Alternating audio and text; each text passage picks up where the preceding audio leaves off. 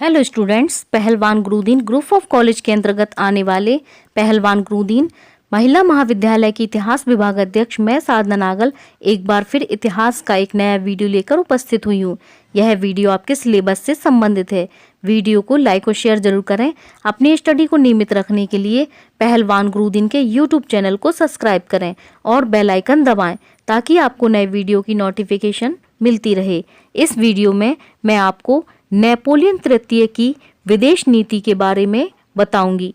Napoleon तृतीय की विदेश नीति। नेपोलियन तृतीय की विदेश नीति को दो कालों में विभक्त किया गया है। प्रथम काल 1852 से 1860 तक तथा दूसरा काल सन 1860 से 1870 तक। उसका प्रथम काल सफलता का था तथा दूसरा असफलता का, जिस कारण उसका पतन हुआ। विदेशी नीति का प्रथम चरण। नेपोलियन ने प्रथम चरण में फ्रांस के पुराने उपनिवेशों को आपस में मिलाना चाहा और कुछ नवीन उपनिवेश स्थापित किए। उसके वैदेशिक संबंधों को निम्नलिखित रूप से अंकित किया जा सकता है। रोम संबंधी नीति। वह विदेशों में अपनी ख्याति अर्जित करना चाहता था और यह कार्य उसने राज सिंहासन पर बैठते ही किया। उसने रोम में गणतंत्र के विरुद्ध सेनाएं भेजी और पोप का साथ दिया। इस प्रकार उसने कैथोलिक जनता को अपना समर्थक बनाया। रूमानिया संबंधी नीति। नेपोलियन ने रूमानिया के देशभक्त लोगों का समर्थन किया और उन्हें गणतंत्र बनाने में सहायता देने के लिए फ्रांस ने एक सेना भेज दी। इससे टर्की और ऑस्ट्रिया के सम्राट को भी नेपोलियन की बात माननी पड़ी और वहां एक नवीन राष्ट्र का निर्माण हुआ। क्रीमिया युद्ध नीति। उसने क्रीमिया युद्ध में रूस के विरुद्ध टर्की का सहयोग किया क्योंकि वह रूस का प्रभाव कम करना चाहता था। इस कार्य में उसे सफलता मिली और टर्की ने रूस को बुरी तरह हरा दिया। फ्रांस को इससे कोई आर्थिक लाभ न हुआ, बल्कि फ्रांस के 75,000 सैनिक और अरबों रुपया बर्बाद हुआ। परंतु नेपोलियन और फ्रांस की कीर्ति विदेशों में बहुत अधिक फैल गई। दोनों देशों ने संधि के लिए नेपोलियन तृतीय को मध्यस्थ बनाया। सारे यूरोप ने भी नेपोलियन तृतीय को शांति परिषद में सभापति के पद पर आसीन किया। इस समय वह अपने गौरव की चरम सीमा पर था। पेरिस यूरोप की राजनीति का प्रधान केंद्र बन गया था। इटली संबंधी नीति।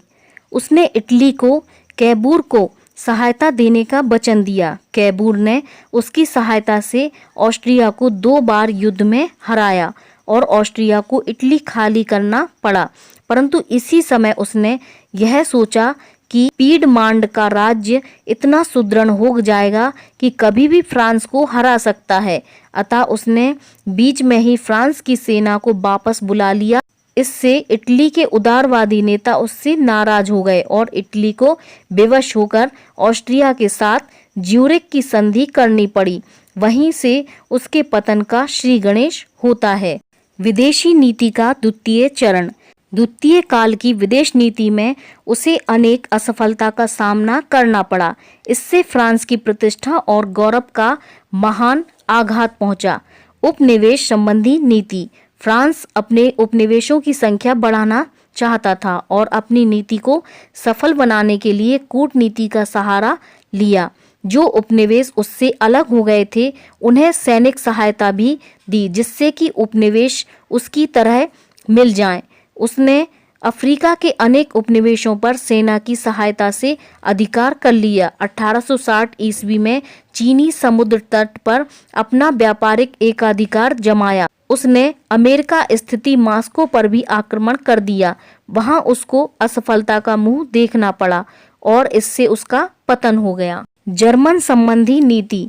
जर्मन औपनिवेशिक नीति भी असफल रही। वह जर्मनी के राष्ट्रीयकरण का समर्थक था तथा प्रशा और ऑस्ट्रिया में होल्स्टीन प्रांत के प्रश्न पर युद्ध चला तो बिस्मार्क ने नेपोलियन को इस बात के लिए राजी कर लिया कि फ्रांस तटस्थ रहे और इसके बदले में उसे राइन तट के प्रदेश देने का वचन दिया।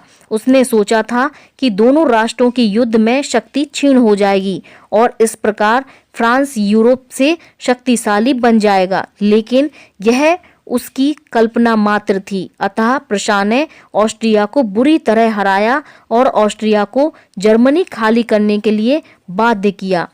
पोलैंड संबंधी नीति। उसने पोलैंड के देशभक्तों को रूस के प्रभाव से मुक्त होने के लिए प्रोत्साहित किया।